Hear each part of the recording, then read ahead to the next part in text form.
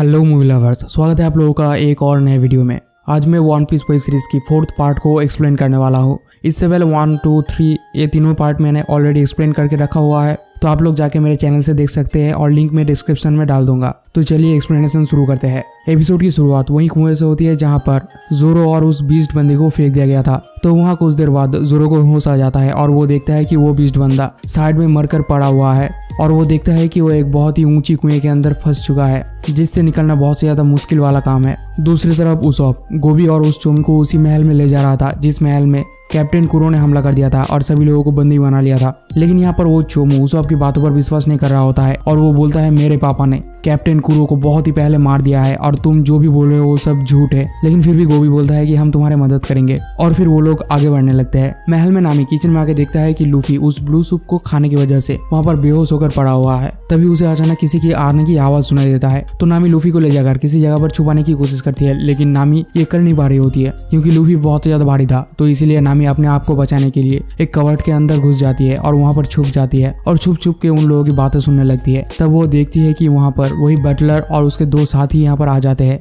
और वो लोग भी लूफी को देखते हैं जो कि यहाँ पर बेहोश पड़ा हुआ था। और वो लोग यहाँ पर सोचते हैं कि ये शायद मर चुका है क्योंकि वो जो ब्लू सूप था उसमें जहर मिलाया हुआ था और वो सब इतना ज्यादा जहरीला था कि किसी भी समुद्री मॉन्स्टर को बहुत ही आसानी से मार सकता था। तो ये सब देखने के बाद बटलर यानी कि कुरो उन 2 वर्कर्स को ऑर्डर देता है कि इसे भी उस जोरो के साथ कुएं में फेंक दो। और ये सब कुछ नामी कवर्ट के अंदर से सुन रही थी। तो वो लोग लूफी को ले जाने की प्रस्तुति ले ही रहा होता है कि तभी दरवाजे की कॉलिंग डोर बज जाता है और हम देखते हैं कि उसॉप मरीन सेना को लेकर आ जाता है उस महल में। तो कॉलिंग बेल की आवाज सुनने के बाद कैप्टन कुरो बोलता है कि तुम लोग यहीं पर रुको, मैं बाहर जाकर देखता हूँ कि कौन आया है।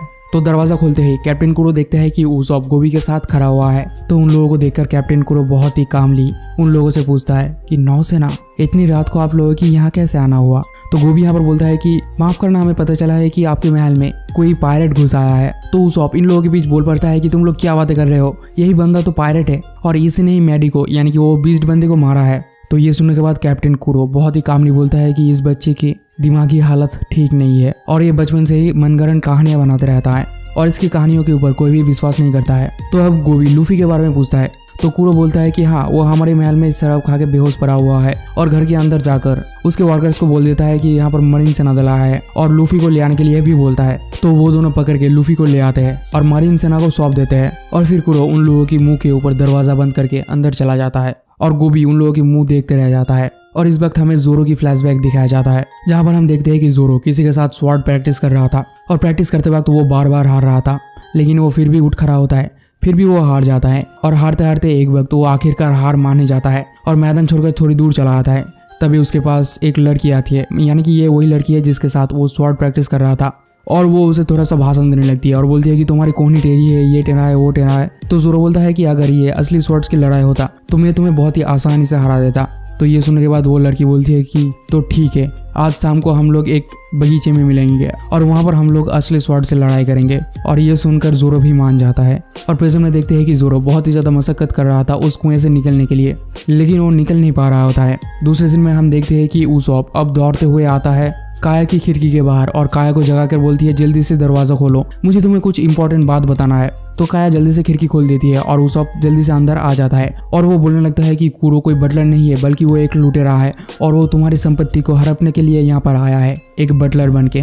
तो ये सब बातें सुनकर काया उसॉप के ऊपर विश्वास नहीं कर रही थी और वो बोलती है कि तुम्हारे कहानियां मैं विश्वास कर लेती हूँ क्योंकि मुझे पता है कि वो झूठ है, लेकिन इतना बड़ा झूठ मैं बर्दाश्त नहीं कर सकती। और इतना कहती वो उसॉप के गाल में एक थप्पड़ धर देती है, लेकिन फिर भी उसॉप यहाँ से जाने के लिए नहीं मानता और वो बोलता है कि मैं तुम्हारी रक्षा करूंगा।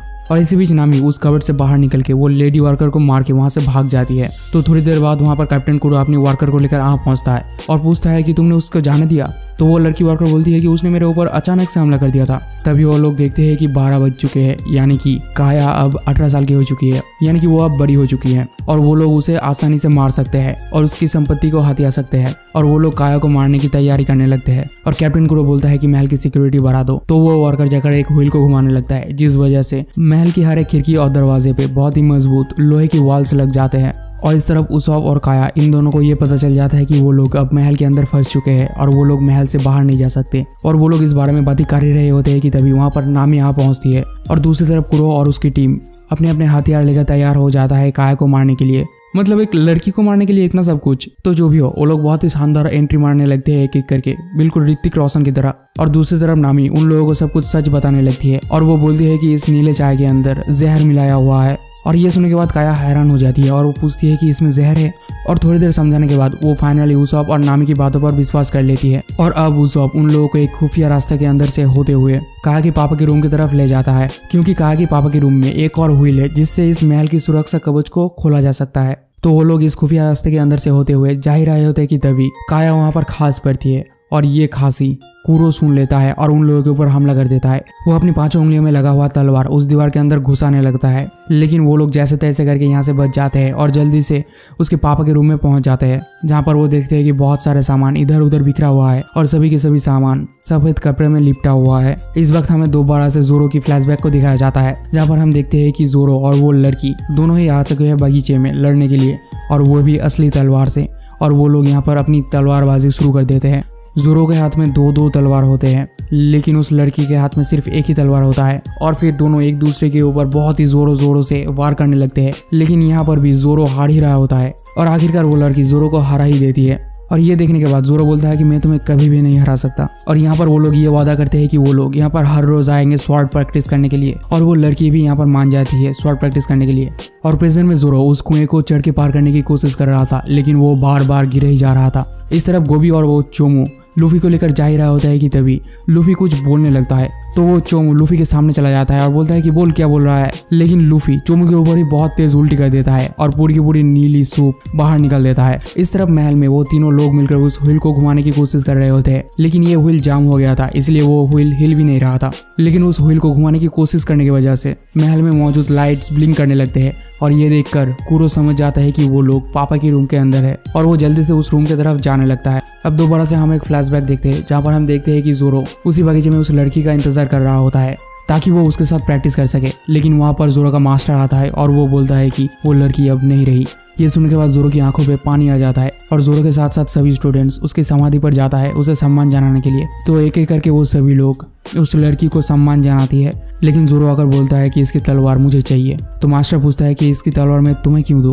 तो जोरो बोलता है क्योंकि हम दोनों ने वादा किया था कि हम में से कोई एक दुनिया के सबसे बेहतरीन तलवारबाज बनेगा। जो सुनने के बाद मास्टर बोलता है कि तो अब ये तुम्हारे अकेले की लड़ाई है, और इतना कहते ही वो उस तलवार को जोरो को दे देता है। और प्रेजेंट में हम देखते हैं कि जोरो उस कुएं को पार करने में फाइनली सफल हो जाता है। इस तरफ लूफी को होश आ जाता है और वो गोबी को बोलता है कि कैप्टन कुरो उस हैवली पर कब्जा कर लिया है और वो मेरे दोस्तों के साथ साथ काया को भी मार डालेगा, इसलिए मुझे उसे रोकना पड़ेगा। लेकिन यहाँ पर बहनचोद गोबी बोलता है कि मुझे तुम्हें गिरफ्तार करना पड़ेगा क्योंकि तुम एक लुटेरा हो, बहनचोद कहीं का। तो वो लोग लूफी को गिरफ्तार करने ही वाले होते कि तभी पीछे से जोरो आ जाता है और वहाँ पर मौजूद सभी सैनिकों को मार देता है और लूफी को लेकर दौड़ते हुए उस महल की तरफ चला जाता है। महल में काया के साथ साथ बाकी सभी को कुरो के आने की भनक लग जाता है, जिस वजह से वो लोग इधर उधर छुपने लगते हैं। और तभी कुरो रूम के दरवाजे को खोलकर अंदर घुस जाता है और वो बोलता है कि काया काया तुम कहाँ हो। लेकिन वो सभी लोग यहाँ पर डरे हुए से सहमे हुए से अंदर छुपे रहते हैं और कोई कुछ नहीं बोल रहा होता है, और कुरो एक एक करके सभी जगह पर ढूंढने लगता है। इस तरफ हम देखते हैं कि जोरो और लूफी फाइनली आ पहुंचते हैं महल में, और वो लोग गेट के सामने लगा हुआ शटर को उठाकर अंदर घुस जाता है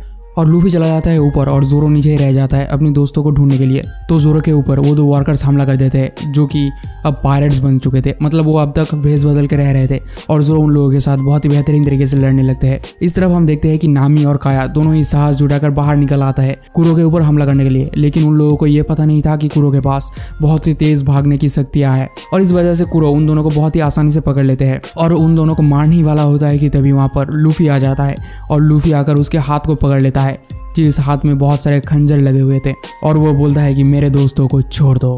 और लूफी भी उसके साथ लड़ाई करने के लिए लग जाता है, लेकिन वो देखता है कि इसके पास तो बहुत ही बढ़िया पावर है, यानी कि बहुत ही तेज भागने की पावर है, और वो उसे देख नहीं पा रहा होता है। तो कुरो लूफी के ऊपर हमला करके उसके सीने में 4 काट लगा देता है, और ये देखकर लूफी बहुत ज्यादा सीरियस हो जाता है।